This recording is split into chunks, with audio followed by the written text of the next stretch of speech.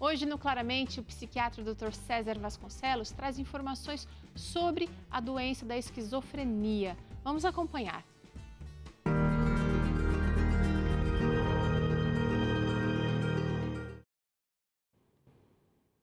Olá, amigos e amigas, bem-vindos ao Claramente. Psicose é uma alteração mental grave que tira a pessoa da realidade, diferente da neurose, que é bem mais branda e não afeta tanto a vida social, familiar e de trabalho do indivíduo. A esquizofrenia é a psicose mais comum dentre as doenças mentais graves. Ela atinge entre 0,3% e 0,7% da população geral, encontrada em todos os povos, em todas as classes sociais, econômicas e raças, e é levemente mais comum nos homens. Vamos ver alguns dados sobre essa doença mental agora. As pessoas sofrendo de esquizofrenia experimentam prejuízo social e ocupacional. Porém, com o devido tratamento, algumas conseguem funcionar bem. Os sintomas surgem geralmente nos homens entre 18 e 25 anos de idade, e nas mulheres existem dois picos de início dos sintomas, um entre 25 e um pouco acima dos 30 anos e outro após os 40 anos. Existem sintomas chamados positivos e negativos nessa doença.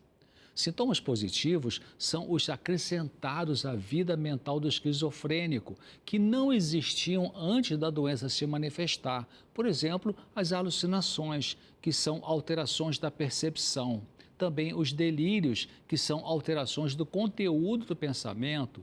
Também a fala desorganizada, a agitação, a catatonia. Catatonia é ficar parado muito tempo numa mesma posição. Os sintomas negativos são os que retiram algo normal da pessoa, como a expressão dos sentimentos, já que nessa psicose ocorre um bloqueio ou embotamento do sentir as emoções e também expressá-las. Também ocorre a perda da motivação, queda do rendimento escolar, dificuldade de se manter no trabalho. A genética tem um papel importante no surgimento da esquizofrenia, ainda que uma boa parte dos pacientes com essa doença não tem parentes com essa psicose. Na família de um esquizofrênico, existe mais risco de surgir alguém com transtorno esquizoafetivo, doença bipolar, depressão e alterações dentro do espectro do autismo. Mas a genética não explica tudo, porque estudos feitos com gêmeos univitelinos, que são os idênticos, mostraram que um gêmeo desenvolveu esquizofrenia e seu irmão ou irmã idêntica não. Ainda quanto à genética, é possível que exista um gene defeituoso que favoreça essa enfermidade mental. Uma pesquisa científica na população sugeriu que o estresse grave ocorrendo numa mãe durante o primeiro trimestre da gestação pode alterar o risco de esquizofrenia no filho. Estressores graves no ambiente familiar podem ter uma interação com os efeitos combinados de múltiplos genes suscetíveis e, portanto, influenciar o neurodesenvolvimento na ligação mãe-bebê ainda na fase intrauterina. E temos que pensar que a esquizofrenia é uma doença que acontece a uma pessoa com constituição psicológica singular, segundo o Dr. Garbett, um psicanalista e psiquiatra, professor americano. Harry Stack Sullivan, psiquiatra e psicanalista norte-americano, que dedicou sua vida ao tratamento da esquizofrenia, acreditava que a causa dessa doença mental resultava de dificuldades interpessoais precoces, especialmente na relação pais-criança. Segundo Sullivan, a falha no papel materno produzia uma personalidade com muita ansiedade no bebê, prejudicando a criança a ter suas necessidades afetivas satisfeitas. Uma discípula de Sullivan, a doutora Frida Fromm-Heichmann, em 1950, enfatizou que as pessoas esquizofrênicas não estão felizes com seu estado de retraimento. Elas são fundamentalmente pessoas solitárias que não conseguem superar o seu medo e desconfiança dos demais por conta de experiências desagradáveis em etapas precoces da vida. É comum quem desenvolve a esquizofrenia apresentar sintomas antes da doença se instalar. Dentre eles estão o retraimento social, quando o indivíduo se afasta do convívio com amigos, com parentes, com colegas de trabalho. Também a perda do interesse no trabalho, nos estudos, a deterioração dos cuidados de higiene pessoal, crises de raivas, entre outros. Nem todos com uma psicose aguda requerem internação hospitalar, mas isso deve ser considerado para aqueles que possuem perigo de causar lesões em si e em outros.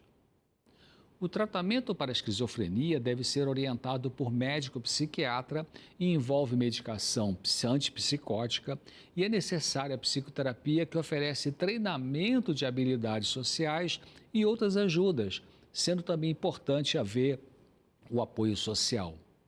A família deverá ser orientada quanto ao que fazer para ajudar o parente com essa doença. Pelo menos 20% dos esquizofrênicos conseguem cura com tratamento adequado.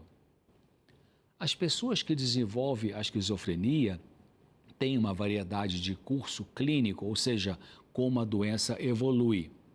Algumas ficam curadas, outras têm momentos em que os sintomas pioram, outras seguem na vida com o tratamento medicamentoso, tendo melhorado, mas ainda possuindo alguns defeitos de comportamento, e outras ainda caminham para um estado crônico da doença sem melhoras.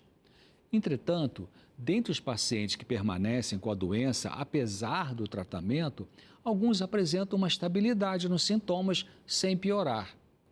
Não se sabe o que exatamente faz com que um esquizofrênico melhore, fique curado, enquanto que outro piore e entre no estado crônico da doença.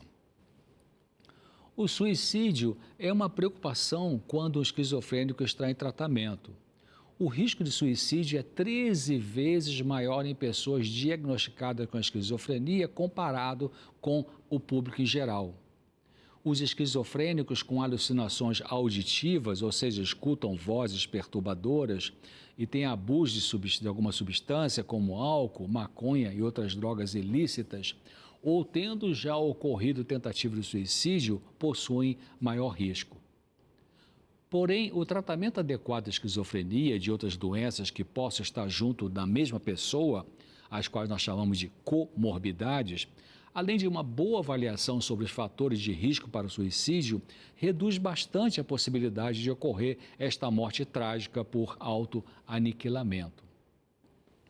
Estudos relatam que a taxa de mortalidade para com pacientes com esquizofrenia é de 2 a 3 vezes maior do que na população em geral.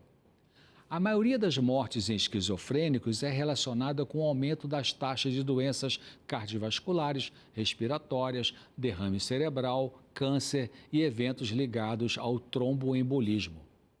Antigamente, a esquizofrenia era vista como uma doença com pobre prognóstico, ou seja, com resultados ruins na sua evolução.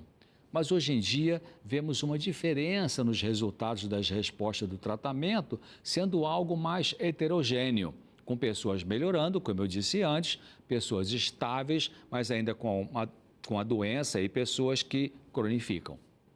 Ainda que a maioria das pessoas que desenvolveram esquizofrenia precisa de alguma forma de apoio, uma boa parte delas conseguem se tornar aptas para viverem de forma independente e ativa na vida. Então, era isso que eu queria compartilhar com você sobre esquizofrenia. Encaminhe para uma consulta com um médico psiquiatra a pessoa que começa a apresentar sintomas psicóticos, como aqueles que eu comentei hoje aqui no Claramente. O tratamento, logo que surgem os primeiros sintomas, previne complicações da doença em muitos casos. Então, tem essa atitude positiva de encaminhar essa pessoa, ajudá-la, animá-la aí para ter uma avaliação médica, psiquiátrica, para que seja feito um tratamento adequado, o mais precoce possível. Espero você aqui com outro tema sobre saúde emocional no próximo Claramente. Até lá, se Deus quiser. Até lá, doutor César, muito obrigada mais uma vez. Ó, a gente faz um rápido intervalo agora. Na volta tem receitinha de panqueca de banana por aqui. Olha aí, é de dar água na boca, mas fica tranquilo que eu vou te ensinar certinho essa receita logo depois do intervalo.